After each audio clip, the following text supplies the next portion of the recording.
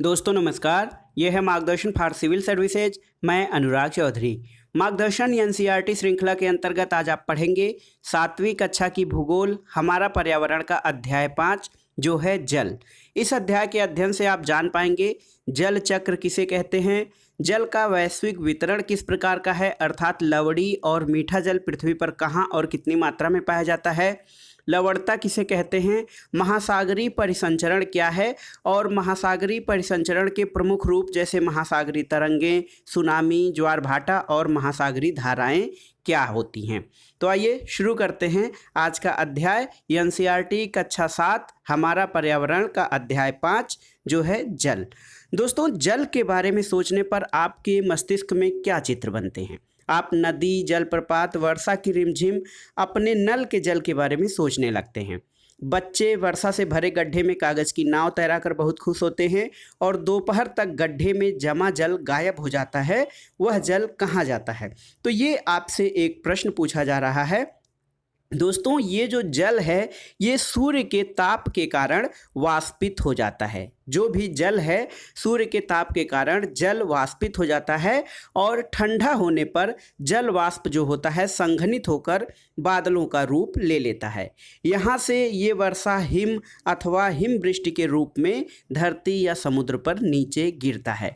तो जो धरती पे जल है वो वाष्पित होता है सूर्य के ताप से और वाष्पित होकर ऊपर उठता है, वहाँ पर ठंडा होकर जलवाष्प के रूप में संघनित होकर बादलों का रूप धारण कर लेता है और जब वो बादल बन जाता है तो वहाँ से वर्षा हिम अथवा सहिम यानी वर्षा या बर्फ की बूंदों के रूप में धरती या समुद्र पर नीचे गिरता है।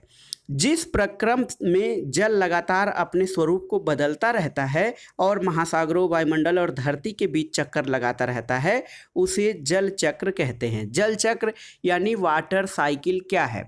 तो वाटर साइकिल या जल चक्र को आसानी से आप ऐसे समझ सकते हैं कि जो हमारा जल है यानी महासागरों, नदियों, झीलों में ये सूर्य के ताप के कारण वाष्पित होकर ऊपर उठता है। ऊपर उठकर ये संघनित होकर वर्षा की बूंदों के रूप में पुनः धरती पर वापस गिरता है तो एक चक्र बन जाता है। इसे जल चक्र कहा जाता है। दोस्तों जल चक्र को देखिए यहाँ पे एक चित्र के माध्यम से आपको समझाया गया है जल चक्र कैसे होता है। देखिए ये चित्र है, यहाँ पे ये ब्लू कलर में जल है, जल का वाष्पीकरण हो रहा है सूर्य की गर्मी के कारण वाष्पीकरण होकर जब ये ऊपर उठता है तो यहाँ संघनन होता है। संघनन के बाद ये वर्षण होता है, चाहे वो पानी की वर्षा की बूंदों के रूप में या फिर हिम की बूंदों के रूप में, और ये फिर देखिए जल के रूप में बदल जाता है। तो ये एक पूरा चक्र बन जाता है, यहाँ से गया और फिर घूमकर यहाँ आया, तो ये चक्र जो है ये जल चक्र कहलाता है।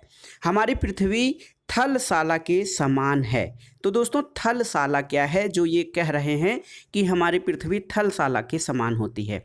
तो थलशाला एक शब्दावली है, यह छोटे घर के पौधे रखने का कृत्रिम अहाता होता है जिसे कि थलशाला कहते हैं।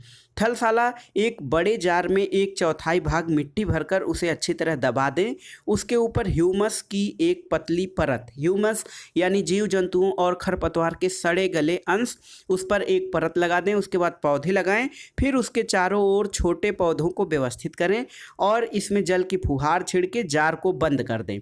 पत्तियों और मिट्टी के द्वारा वाष्पित जल जो होता है वो संघनित होकर जल की बूंदों के रूप में नीचे गिरता है और यही थलशाला होती है।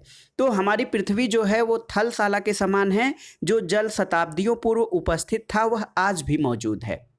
जो जल आज हम देख रहे हैं ये जल शताब्दियों पहले ही मौजूद था और जिस जल का प्रयोग आज हम हरियाणा में खेत की सिंचाई के लिए कर रहे हैं हो सकता है कि वह जल सैकड़ों वर्ष पहले अमेजन नदी में बहता रहा हो। तो इसे हम निश्चित नहीं कर सकते हैं क्योंकि जल चक्र के माध्यम से जो जल समुद्र का है वो कहाँ पर बारिश के रूप में बरस रहा है इसके बारे में हम जानकारी नहीं कर सकते हैं। लेकिन जितना जल शताब्दियों पूर्व था उतना जल आज भी है, बस उसका रूप बदलता जा रहा है।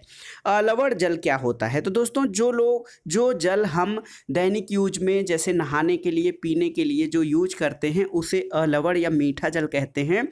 लवण जल के जो मुख्य स्रोत हैं नदी, ताल, सोते और हिमनद होते हैं। महासागरों और समुद्रों का जल लवणीय होता है, यानी इसमें नमक की मात्रा होती है और ये नमक अधिकतर मात्रा में सोडियम क्लोराइड होता है, जिसका प्रयोग खाने के रूप में किया जाता है। तो लवण और अलवण जल के बारे में आप जान गए कि अलवण जल जो नदी और ताल, सोतों और भूमिगत जल में होता है वो अलवण जल है, जिसका प्रयोग हम दैनिक यूज में खाने पीने नहाने में करते हैं। इसके अलावा जो जल महासागरों में है उसमें सोडियम क्लोराइड, मैग्नीशियम क्लोराइड की मात्रा घुली होती है, जिसके कारण वह जल नमकीन जल होता है और ये बहुत कम प्रयोग में आ सकता है। ये देखिए, ये जो हमारा एक वर्ल्ड मैप है इसमें वैश्विक जो नदी और झील, समुद्र, इन सब का वर्णन दिया गया है। तो ये देखिए यहाँ पर पूरा जो नीला कलर है ये आपका प्रशांत महासागर यहाँ पे है, उत्तरी अटलांटिक महासागर, दक्षिणी अटलांटिक महासागर।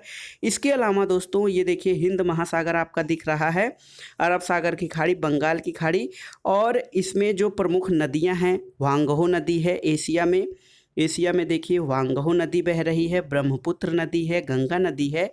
और ये दुनिया की सबसे बड़ी झील देखिए कैस्पियन सागर यहाँ पर स्थित है, फिर काला सागर है, भूमध्य सागर यहाँ पर स्थित है, नाइजर नदी अफ्रीका में है, विक्टोरिया झील और कांगो नदी है, ऑरेंज नदी, ये अफ्रीका महाद्वीप में बहने वाली प्रमुख नदियाँ हैं। इसके अलावा इधर जब हम उत्तरी अमेरिका और दक्षिणी अमेरिका की ओर बढ़ते हैं तो दक्षिणी अमेरिका में देखिए अमेजन नदी बेसिन सबसे बड़ा नदी बेसिन है। और इसके अलावा साल्ट लेक सिटी उत्तरी अमेरिका में स्थित है, मिसिसिपी नदी, ह्यूरन झील, सुपीरियर झील, विनिपिग झील, ये सब यहाँ पर अमेरिका और कनाडा की सीमा पर स्थित हैं। ग्रेट बियर झील और ग्रेट स्लेव लेक, ये सब महत्वपूर्ण प्रमुख समुद्र, झीलें, महासागर और नदियाँ थीं जिनका आपने वो किया, मतलब अवलोकन किया है। जल का वितरण जानते हैं कैसा है? तो दोस्तों जैसा कि आप जानते हैं पृथ्वी की जो सतह है उसका 3/4 भाग जल से ढका हुआ है। जो हमारी पृथ्वी है उसका 3/4 भाग जल है और केवल 1 भाग दोस्तों वो स्थल के रूप में है, जो कि हमें महाद्वीपों या जिस पर हम रहते हैं महाद्वीप के रूप में, वो केवल पृथ्वी के समस्त भूभाग का केवल 1/4 है। यदि धरती पर थल की अपेक्षा जल अधिक है तो अनेक देशों में जल की कमी का सामना क्यों करना पड़ता है, क्या आप जानते हैं? तो दोस्तों जल की मात्रा अधिक होने के बावजूद वो जल प्रयोग में नहीं लाया जा सकता है। समुद्री जल है, लवणीय जल है, इस कारण अधिकतर देशों में जल संकट का सामना करना पड़ता है। और ऐसा भी कहा जाता है कि यदि यही स्थिति रही तो अगला विश्व युद्ध यानी तृतीय विश्व युद्ध जल के लिए होगा। तो पृथ्वी पर मौजूद जो संपूर्ण जल हमारे लिए उपलब्ध है उसका वितरण जो है हम इस चार्ट के माध्यम से देख सकते हैं। महासागरों में जो जल है वो संपूर्ण जल का 97.3% यानी 97.3% बड़ा भाग जो है वो हमारा महासागरों में है। बर्फ के छत्रक यानी ग्लेशियर में 2%, बहुत जल का बहुत बड़ा भाग हमारे बर्फ छत्रक या ग्लेशियर में है। भूमिगत जल जिनका हम उपयोग नल और जो पंपिंग सेट के द्वारा करते हैं इसकी मात्रा मात्र 0.68% है। और झीलों का अलवण जल जो कि पीने योग्य है ये भी बहुत कम मात्रा में 0.009% है। स्थलीय समुद्र और नमकीन झीलों में ये 0.009% है। और देखिए वायुमंडल में जो जल या जलवाष्प की मात्रा है 0.0019%, ये बहुत ही कम मात्रा में है। और नदियों में जो जल है ये 0.0001% है। तो ऐसे आप देखिए तो वायुमंडल में जितना जल है वो हमारी जितनी संपूर्ण नदियां हैं विश्व की उनके जल से अधिक मात्रा केवल हमारे वायुमंडल में जलवाष्प की है, लेकिन हम उनका उपयोग आसानी से नहीं कर सकते हैं। तो कुल मिलाकर इसमें देखिए जो जल है उसका बड़ा भाग महासागरों में है जो कि पीने योग्य या प्रयोग के योग्य नहीं है। उसके अलावा बर्फ क्षेत्रकों में अंटार्कटिका और अंटार्कटिक में है आधा जल, 2% जल। जो बचा हुआ 3% के आसपास जल है उसमें से 2% जल हमारे बर्फ क्षेत्रक और ग्लेशियर में ही है। और बहुत कम मात्रा में जल जो हमारे पीने योग्य जल के साधन हैं वो हमारे लिए बहुत कम मात्रा में उपलब्ध है, इसीलिए अनेक देशों में जल की कमी का सामना करना पड़ता है। ये देखिए, जो लवणता क्या होती है दोस्तों, इसके बारे में आपको जानना ज़रूरी है। जो समुद्री जल होता है वो नमकीन होता है और उसमें अधिकतम मात्रा सोडियम क्लोराइड यानी NaCl जो खाने का साधारण नमक होता है उसकी मात्रा घुली होती है। इसके अलावा मैग्नीशियम क्लोराइड और कई प्रकार के अन्य लवण घुले होते हैं। लवणता जो होती है ये होता है दोस्तों 1000 ग्राम जल में मौजूद नमक की मात्रा को लवणता कहा जाता है। 1000 ग्राम जल यानी 1 किलोग्राम जल में कितनी मात्रा नमक की होती है उसे लवणता कहते हैं। और महासागरों की औसत लवणता 35 भाग प्रति 1000 ग्राम यानी 1000 ग्राम में 35 भाग नमक पाया जाता है। और एक देखिए, एक फैक्ट आपके लिए, क्या आप जानते हैं कि सर्वाधिक लवणता कहाँ पर पाई जाती है? इजराइल का जो डेथ सी यानी मृत सागर है, इसमें अधिकतम लवणता पाई जाती है जो कि 340 ग्राम प्रति लीटर पाया जाता है। तैराक इसमें आसानी से तैर सकते हैं क्योंकि नमक की अधिकता के कारण इसका जल अत्यधिक सघन हो जाता है। तो नमकीन जल में आप एक प्रश्न और भी उठता है कि नदी की जल की अपेक्षा समुद्र के जल में तैरना आसान होता है। ऐसा इसी कारण होता है क्योंकि उसमें नमक या सोडियम क्लोराइड की मात्रा अधिक होती है जिससे वो उस जल को सघन बना देता है। अब आइए देखते हैं कि जीवन के लिए सर्वाधिक महत्वपूर्ण जल है। जीवन के लिए जल बहुत ही आवश्यक है और प्यासे होने पर केवल जल ही हमारी प्यास बुझा सकता है। ऐसे में आपको क्या ऐसा नहीं लगता है कि लापरवाही से यदि हम जल का उपयोग करें तो हम बहुमूल्य संसाधन को बर्बाद कर रहे हैं? अब आइए देखते हैं दोस्तों, महासागरीय परिसंचरण क्या है। महासागरीय परिसंचरण देखने से पहले आपको एक तथ्य जो ब्लू बॉक्स में साइड में दिखा रहा है वो है कि विश्व जल दिवस, वर्ल्ड वाटर डे कब मनाया जाता है। तो दोस्तों 22 मार्च को विश्व जल दिवस मनाया जाता है और ये जल संरक्षण के प्रति लोगों को जागरूक करने, उनको सचेत करने और जल की महत्ता और उपयोग को दर्शाने के लिए वैश्विक स्तर पर विश्व जल दिवस 22 मार्च को मनाया जाता है। अब देखते हैं महासागरीय परिसंचरण। दोस्तों समुद्री तट पर जब हम नंगे पैर चलते हैं तो कुछ जादुई सी अनुभूति होती है।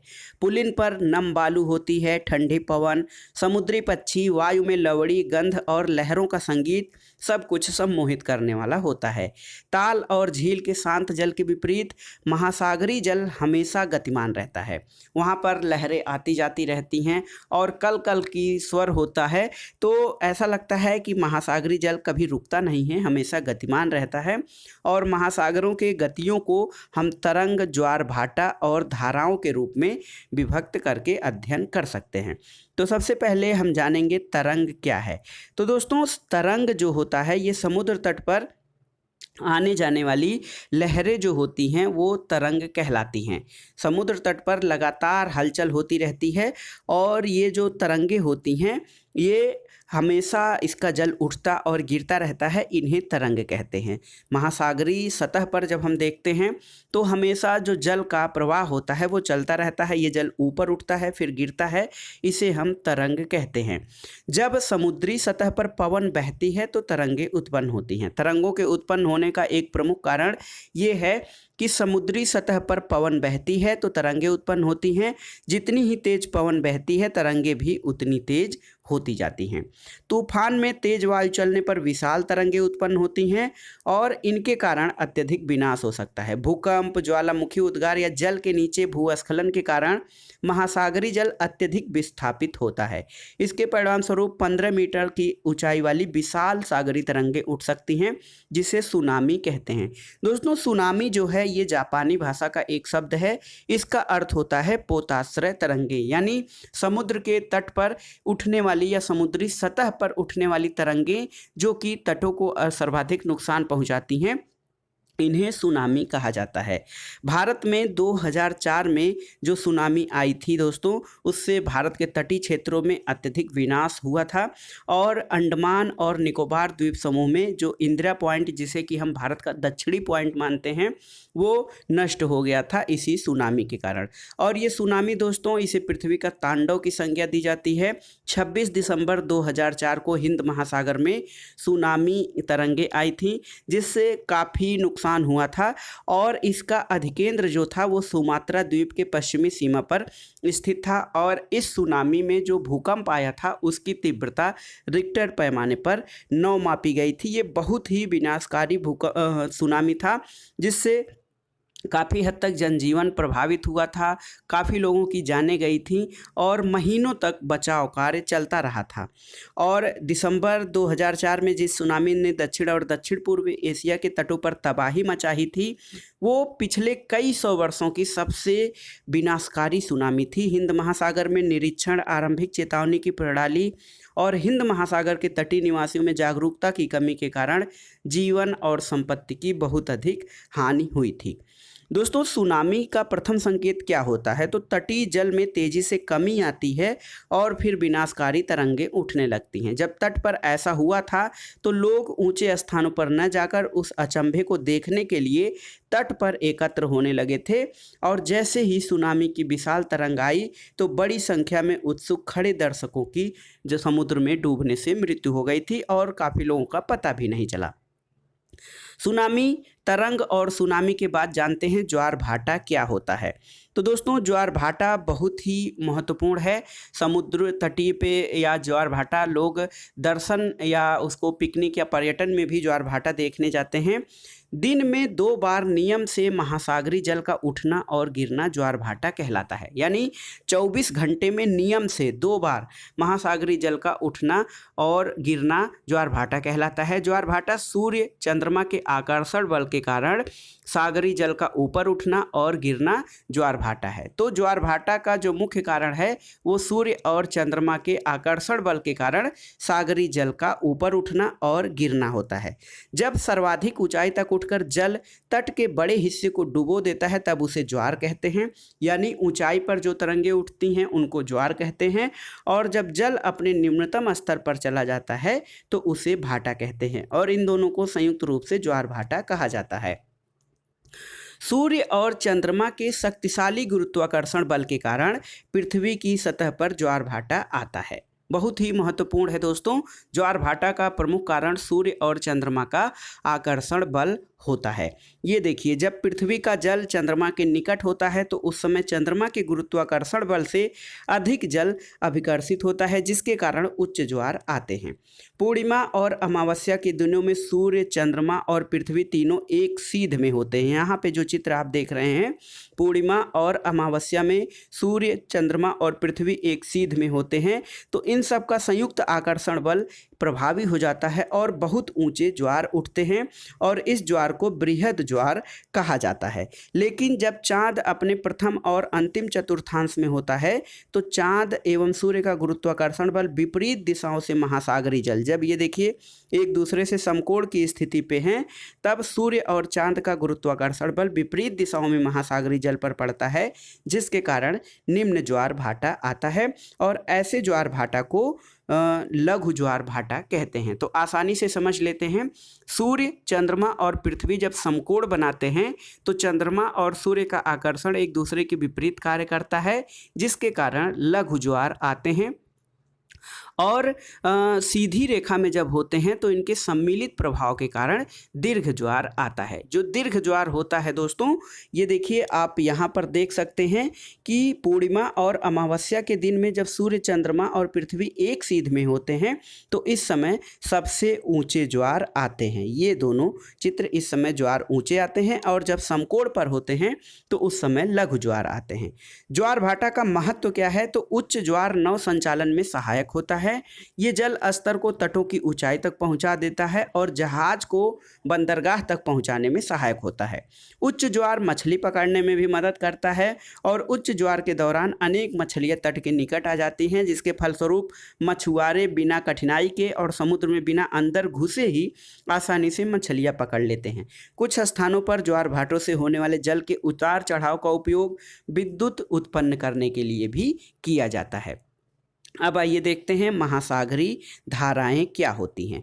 तो दोस्तों, महासागरीय धाराएं निश्चित दिशा में महासागरीय सतह पर नियमित रूप से बहने वाली जल की धाराएं होती हैं। महासागरीय धाराएं जो हैं वो निश्चित दिशा में महासागरीय सतह पर नियमित रूप से चलने वाली जल की धाराएं होती हैं। महासागरीय धाराएं गर्म भी हो सकती हैं और ठंडी हो सकती हैं। सामान्यतः गर्म महासागरीय धाराएं जो हैं वो विषुवत रेखा या भूमध्य रेखा के निकट उत्पन्न होती हैं और ध्रुवों की ओर प्रवाहित होती हैं। ध्रुव हमारे ठंडे हैं, तो ध्रुवों की ओर से जो धाराएं उत्पन्न होती हैं वो ठंडी होती हैं, जबकि विषुवत रेखीय क्षेत्रों या भूमध्य रेखा के निकट उत्पन्न होने वाली धाराएं गर्म धाराएं होती हैं और ध्रुवों की ओर प्रभावित होती हैं। और ठंडी धाराएं ध्रुवों या उच्च अक्षांश से उष्णकटिबंधीय या निम्न अक्षांशों की ओर प्रवाहित होती हैं। लेब्राडोर महासागरीय धाराएं शीत जल धाराएं होती हैं, जबकि गल्फ स्ट्रीम जल धाराएं जो होती हैं वो गर्म जल धाराएं होती हैं। महासागरीय धाराएं किसी क्षेत्र के तापमान को प्रवाहित करती हैं और गर्म धाराओं में स्थलीय सतह का तापमान गर्म हो जाता है। जिस स्थान पर गर्म और शीत जल धाराएं मिलती हैं वह स्थान विश्व भर में सर्वोत्तम मछली मारने का क्षेत्र माना जाता है। जापान के आसपास और उत्तरी अमेरिका के पूर्वी तट इसके उदाहरण हैं। महासागरीय जलधाराओं को दोस्तों यहाँ पर एक चित्र के माध्यम से आपको दर्शाया गया है। इस चित्र के माध्यम से आप महासागरीय जलधाराओं को जान सकते हैं। जैसे जो लाल कलर में है ये उष्ण जलधाराएं हैं यानी गर्म जलधाराएं, और ब्लू कलर में ये शीत जलधाराएं हैं। प्रशांत महासागर की प्रमुख जलधाराएं गर्म जलधाराएं के बारे में सबसे पहले जानते हैं। तो उत्तरी विषुवत रेखीय जलधारा जो होती है, उत्तरी विषुवत रेखीय जलधारा ये देखिए प्रशांत महासागर में ये गर्म जलधारा होती है। उसके अलावा दक्षिणी विषुवत रेखीय गर्म जलधारा है, उत्तरी प्रशांत जलधारा गर्म जलधारा है, और अल नीनो धारा ये भी गर्म जलधारा है। इसके अलावा प्रशांत महासागर की कुछ ठंडी जलधाराएं जैसे क्यूराइल जलधारा, आयोसियो धारा, ये देखिए क्यूराइल जलधारा है और आयोसियो जलधारा। इसके अलावा कैलिफोर्निया धारा, अंटार्कटिका प्रवाह और हम्बोल्ट धारा या पेरू प्रवाह ये सभी ठंडी जलधाराएं हैं। अटलांटिक महासागर में फ्लोरिडा धारा, गल्फ स्ट्रीम, नॉर्वे धारा और ब्राज़ील धारा ये गर्म जल धाराएँ हैं। लेब्राडोर धारा, पूर्वी ग्रीनलैंड धारा, कनारी, बेंगुला और फाकलैंड धाराएं ये अटलांटिक महासागर में चलने वाली कुछ ठंडी जल धाराएँ हैं। अटलांटिक महासागर में ये देखिए हम्बोल्ट लेब्राडोर धारा यहाँ पे है, कैलिफोर्निया धारा ये ठंडी जल धारा है। इसके अलावा जो भी आप देखिए आसानी से ये ध्रुवीय क्षेत्र में जो बह रही हैं चल रही हैं धाराएं ये ठंडी जल धाराएं हैं, और ये विषुवत रेखीय जो क्षेत्र है उसके आसपास जो चलने वाली जल धाराएं हैं ये गर्म जल धाराएं हैं। आयोसियो जल धारा, देखिए आयोसियो जलधारा हमने बात किया था प्रशांत महासागर में चलने वाली ठंडी जलधारा है। ये ध्रुवों की तरफ से ऊपर की तरफ से नीचे या निम्न अक्षांश की तरफ बह रही है। कनारी धारा ये ठंडी जलधारा है। बेंगुला धारा हमारी ठंडी जलधारा होती है। और जो पश्चिमी ऑस्ट्रेलियाई धारा है, देखिए दक्षिण विषुवतीय धारा और पश्चिमी ऑस्ट्रेलियाई धारा एक गर्म जल धारा है। ऐसे ही हिंद महासागर में ये देखिए अगुलहास धारा चलती है, ये गर्म जल धारा है। और एक मोजाम्बिक धारा है दोस्तों, ये पश्चिम हिंद महासागर की चलने वाली गर्म धाराएं हैं। दक्षिणी हिंद धारा ये आपकी ठंडी जल धारा है। तो आप इसे एक चार्ट अलग से बना लीजिएगा और प्रशांत महासागर की चलने वाली प्रमुख गर्म जल धाराएं और ठंडी जल धाराएं, फिर अटलांटिक महासागर में चलने वाली गर्म जल धाराओं और ठंडी जल धाराओं के बारे में आप अलग से चार्ट बनाकर आसानी से इसे तैयार कर सकते हैं। और दोस्तों जहाँ गर्म और ठंडी जल धाराएं चलती हैं वहाँ का मौसम कुहरे वाला होता है और यहाँ पर नौ संचलन में बाधा होती है। लेकिन इसका सबसे बड़ा लाभ ये होता है कि ये क्षेत्र जो होते हैं जहाँ पर ठंडी और गर्म जल धाराएं मिलती हैं वहाँ पर जो होता है वो मत्स्यन के सबसे महत्वपूर्ण क्षेत्र होते हैं। जैसे यहाँ पर देखिए एक कनारी धारा और उत्तरी विषुवत रेखीय जलधारा, यहाँ पे गल्फ स्ट्रीम और कनारी धारा मिल रही है ये क्षेत्र, और कैलिफोर्निया धारा और उत्तरी विषुवत धारा यहाँ पर मिल रही है। तो ये क्षेत्र मत्स्यन के बहुत महत्वपूर्ण क्षेत्र होते हैं, लेकिन ये जलधाराएं जहाँ पर मिलती हैं वहाँ मौसम कुहरे वाला होता है, जिसके कारण नौ संचालन में बाधा उत्पन्न होती है। तो दोस्तों ये था आज का वीडियो। इसमें आपने देखा 7वीं कक्षा की भूगोल हमारा पर्यावरण का अध्याय 5 जल, जिसमें आपने समझा जल चक्र, जल का वैश्विक वितरण, लवणता और महासागरीय परिसंचरण के प्रमुख कारक जो हैं तरंग, सुनामी, ज्वार भाटा और महासागरीय धाराओं के बारे में विस्तार से। वीडियो आपको कैसा लगा हमें कमेंट बॉक्स में ज़रूर बताइएगा। वीडियो को लाइक करें, शेयर करें और इस चैनल मार्गदर्शन फॉर सिविल सर्विसेज को सब्सक्राइब करें। वीडियो देखने के लिए धन्यवाद दोस्तों, नमस्कार।